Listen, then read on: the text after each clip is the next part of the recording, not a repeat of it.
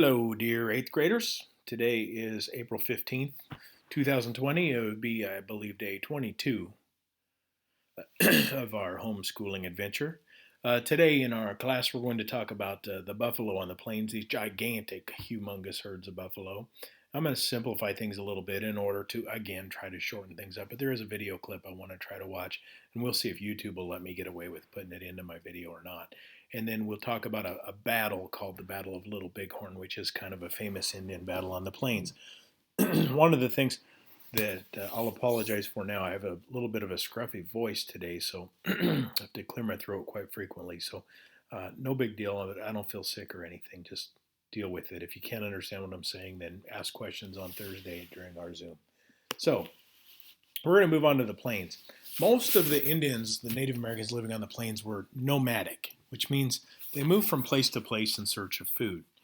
There were a few sets of Plains Indians that were sedentary and stayed put, but most were nomadic, and they typically followed the herds of buffalo. Well, in our discussion yesterday with the buffalo and the railroad, we know, or you know, that the railroad hunted the buffalo for two reasons. One, to get rid of the large herds to stop slowing down the trains, and two, originally to feed the workers that were actually putting down the miles and miles of track.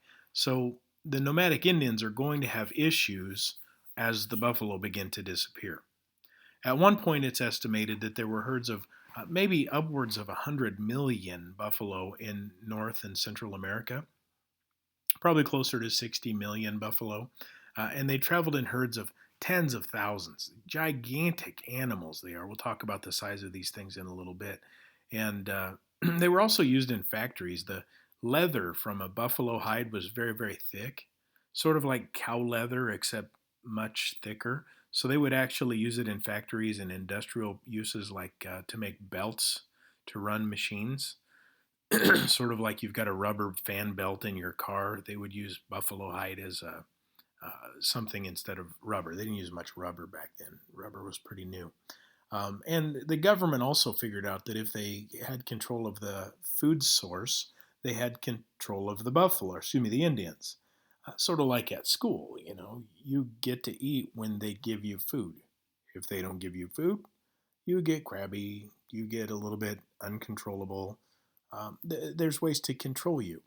By 1900, because of these buffalo hunters, there were as few as 1,000 left. Some people believe as few as 200 buffalo. Of all of those 60 million buffalo, only 200 survived. So all the places you've been at the safari park, or maybe you've been in a national park and you've seen herds of buffalo, or Yellowstone where they're just roaming around free, all of those animals are descendants of the buffalo that were left over in 1900, 200 to 1,000 of them. So not a real good thing for these beautiful beasts. When you look at, I've got some pictures here that demonstrate just how big of a deal the buffalo slaughter was. These were skulls, buffalo skulls, a man standing on a mountain of them. I got to imagine there's thousands of them there. I really don't have any idea what the number would be. But all parts of the buffalo had usefulness. Here they're packing a train car, and you can see the Canadian Pacific Railway near Moose Jaw, Saskatchewan in 1885. And look at the size of these buffalo skulls, even in comparison with the size of the men. They're ginormous. Now, this is a pretty famous scene from a pretty famous movie. The movie is called Dances with Wolves. And the herd of buffalo, I believe, I might be wrong on this, but I believe much of this was filmed in South Dakota. The herd of buffalo that you're going to see here, it's among one of the largest herds in the world, or in America. Buffalo are indigenous to North America in particular. I believe there's 30,000 animals in this one herd. So they've kind of been brought back from the brink of extinction to now they're raised for their meat, very lean meat. But they're difficult animals to raise because they don't really care about barbed wire like a cow might stop when they run into a barbed wire fence. If a buffalo wants to go through it, they just go through it. So there are places where you see this. In fact, an interesting statistic that holds true for probably 10 years ago and maybe still today, but the largest private landowner in Nebraska is a guy named Ted Turner. Ted Turner's a very wealthy man from Atlanta, Georgia. At one point, Ted Turner owned the Atlanta Braves. At one point, he owned TNT television, Turner Network Television, or TBS, Turner Broadcast System. So if you have cable TV or Dish TV or something, you've probably watched shows on those channels before. I believe he was the founder of CNN, the news network. So Ted Turner's kind of a big deal. Anyway, he was going up into the Sandhills, very prairie-ish place in Nebraska, and buying up all the land because he had lots of money. And he had one point, and I think he's probably given up on this idea, but he had an idea for what was called the Buffalo Common. And his ultimate goal was to tear down all the fences and just let the buffalo have the prairie back. Didn't make the ranchers in the area very happy because there's a disease that can spread back and forth between cattle and buffalo. So you don't really intermix them very often, I don't think. But we'll see if this video clip will play, and YouTube might say no, copyright infringement. But I'm showing it for educational purposes, so let's see if it'll play for you.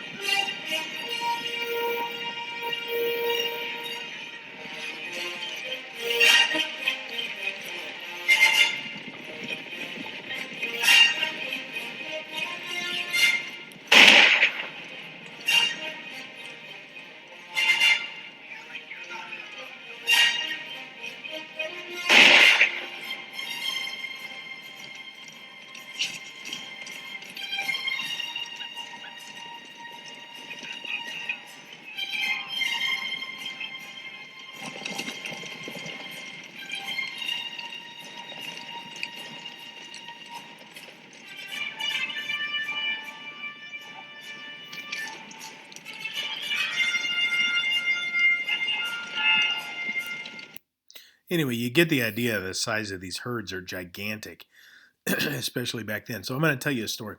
The most famous of the buffalo hunters was a guy named William Cody, or Buffalo Bill, and I think I talked about him or mentioned him in one of the lessons earlier this week, either yesterday or Monday. But anyway, Buffalo Bill was kind of a big deal. Not only in America, everybody knew who he was, but they wrote sort of like comic books about this guy. In his books, they were called dime store novels, but they spread across Europe. And Europeans, Europe was pretty tame by this time. They didn't really have thousands of animals, or wildlife didn't really exist to hunt. So the Europeans just ate this stuff up. And that's why later on, when Buffalo Bill made his Wild West show, he actually took it to Europe and did very well. Anyway, there was a Grand Duke of Russia. His name was Alexis Alexondravich.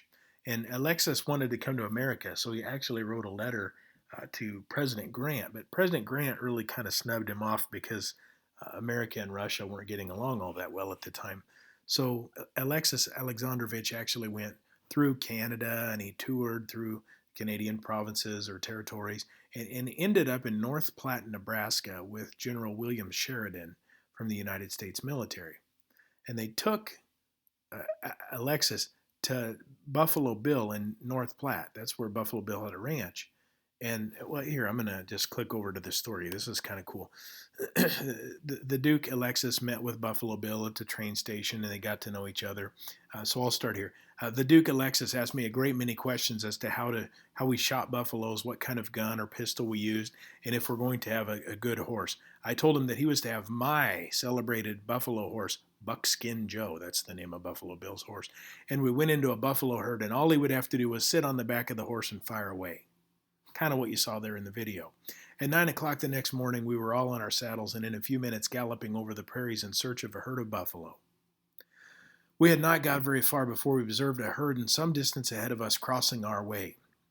After that, we proceeded cautiously as to keep out of sight until we were ready to make a charge. Of course, the main thing was to give Alexis the first chance and the best shot at the buffaloes.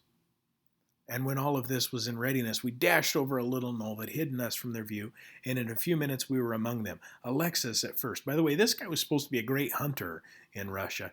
Preferred to use his pistol instead of a gun or a rifle. He fired his six shots from his weapon at the buffalo, only 25 feet away, but he shot wildly and none of his bullets took effect. Riding up to his side and seeing that his weapon was empty, I, Buffalo Bill, exchanged pistols with him. He again fired 6 shots without dropping a buffalo. Seeing that the animals were bound to make an escape without killing one of them, unless he had a better weapon, I rode up to him and gave him my old reliable Lucretia. Buffalo Bill's rifle was named Lucretia. That's nice. And told him to urge his horse close to the buffalo, and I would then give him the word when to shoot. At the same time, I gave old Buckskin Joe a blow with my whip, and a few jumps with the horse carried the Grand Duke to within 10 feet of a big buffalo bull. Now is your time, I said. He fired, and down went the buffalo. The Grand Duke stopped. His horse dropped onto the ground and commenced waving his hat. When his suite came galloping up. He began talking to them in a tongue which I did not understand. Presently, General Sheridan joined the group, and ambulances were brought up, wagons full of supplies. And very soon the corks began to fly from champagne bottles in honor of the Grand Duke and who had killed his first buffalo, which was followed by several other bottles of champagne after other buffalo were shot also. So this is really a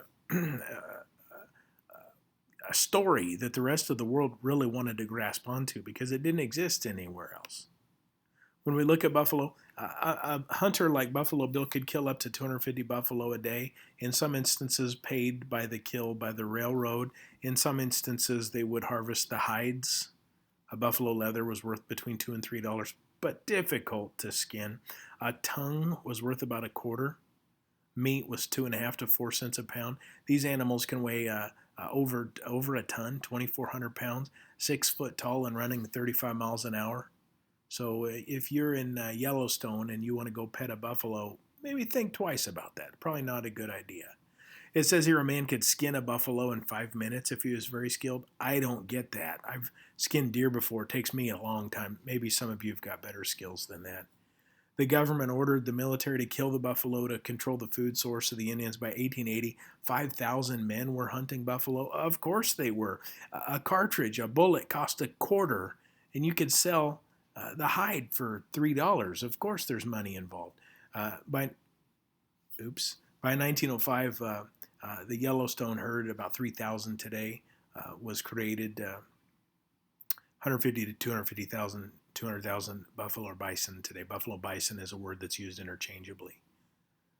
And some are even still wild. Most of the time, the buffalo that exist in national parks are controlled and inoculated for diseases. Here you see some pictures after buffalo hunts or the issues that trains would have. This guy holding up a buffalo hide with one arm, yeah, no. That's going to be too heavy, and he's not going to be able to hold that up. And then you've probably seen this maybe in 4th grade social studies. You look at some of the uses of buffalo. You know, what do you use the tanned hide for? You can pause this video if you want to look at these things. The brains were used for food, yummy. Blood for pudding and soup, ornaments. Foot bones for teething toys for babies. Stomach liner for a water bottle. Food pouches out of the bladder, water container. Liver was food. Fat was used for grease. All of these things were kind of useful. Every part of the buffalo was used. Even the dung, dried buffalo poop, was used for diaper powder. So didn't quite have the nice smell of baby powder would today. So when we talk about the controlling of the Native Americans, this Native American here's name is Geronimo. He's from the American Southwest, and he looks angry and probably for good cause. But if you look at the maps over here in 1492, all of this was Indian territory because this is when Columbus discovers America. And he was down here. He wasn't even up here. By 1790, the colonies are well established and America has won independence. The Indians, for the most part, are either pushed out or killed out. not necessarily murdered, but killed out of white man's disease from the original colonies and pushed west. And by 1830, you can see they're pushed past the Mississippi River, and then by 1890 onto reservations, including what today is Oklahoma, which at the time was called Indian Territory. So, reason for his anger, you can see fear, you can see anger, you can see all sorts of emotions in this man's face. Now, this guy's name is George Armstrong Custer. He's a ding dong. First of all, he fought in the American Civil War. He was a brevet major general. In this instance, he's actually colonel. By the way, George Armstrong Custer was with Buffalo Bill and Alexis Alexondravich in their hunt near North Platte. So he spent some time here.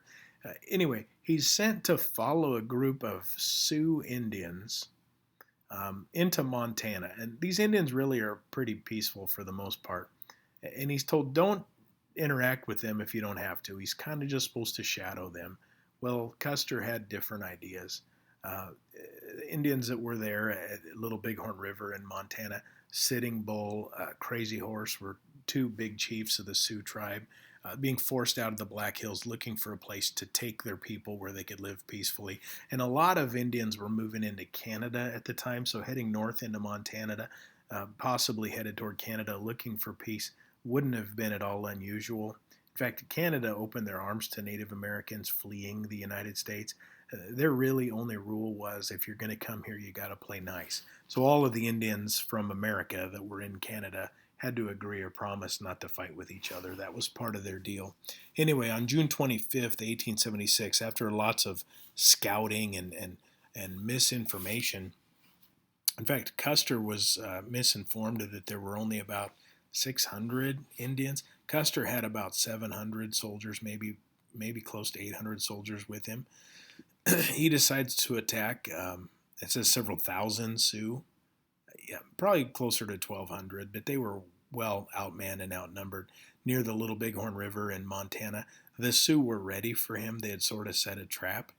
They knew he was coming. Custer, 268 of his men, including 2 brothers and 2 nephews, were slaughtered. This is called a massacre in history.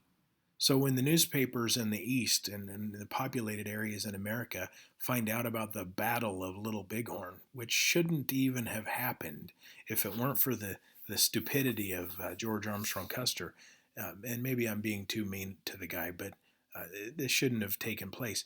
They called it a massacre at Little Bighorn. Well, remember our description or definition of massacre earlier on when we talked about the Boston Massacre, or we talked about the John Brown Massacre. Massacres require an element of innocence among the people that are attacked. And Custer was not innocent, so I have trouble with this being issued as a massacre. This is what it must have looked like. It's an artist's rendition. So Custer and his men surrounded on all sides, getting just picked apart by the Native Americans. And here we see Sitting Bull and Crazy Horse. There's a monument close to, if you've ever been to Mount Rushmore, the Crazy Horse monument's not that far away. It's being built in honor of Crazy Horse, great Sioux chief, and Sitting Bull. If you ever go there, this is what it's supposed to eventually look like, is this statue here. This is what it looked like a few years ago. They've been working on it for a long time. It's not a government project. It's funded privately, so donations and money from a family pay for this. If you visit Mount Rushmore, it's free because it's a national monument. If you visit Crazy Horse, you have to pay to visit it, but it's probably worth it. So they have to blast rock off and use dynamite to sculpt this out of the side of a mountain. 640 feet long. The dude's head is 87 and a half feet tall. Gigantic head. World's largest mountain carving. The founder, the Corsac family still owns it, but the guy with the dream died in 1982. His wife and kids still carry out his legacy. Just to give you an idea, all 4 of the Mount Rushmore heads would fit inside Crazy Horse's head. So someday this is going to be a pretty big thing. No government money. They still get about 1 million visitors per year. If you ever go to Sturgis in the Black Hills for a motorcycle rally, or you ever go to Mount Rushmore, there's a good chance you'll visit Crazy Horse Monument just because it's a cool attraction. Here's what it'll eventually look like, or at least the dream, the Corsack family's dream. And that'll take us into the Wounded Knee Massacre tomorrow. So, just to recap really quickly, we talked about the massive quantities of buffalo. We watched a brief video. We talked about a pretty cool story about the Duke of Russia, the son of the Tsar, and all of the hunting that had taken place. You guys have a great day. You're doing a good job. Stay up to date on your homework. Check your grades.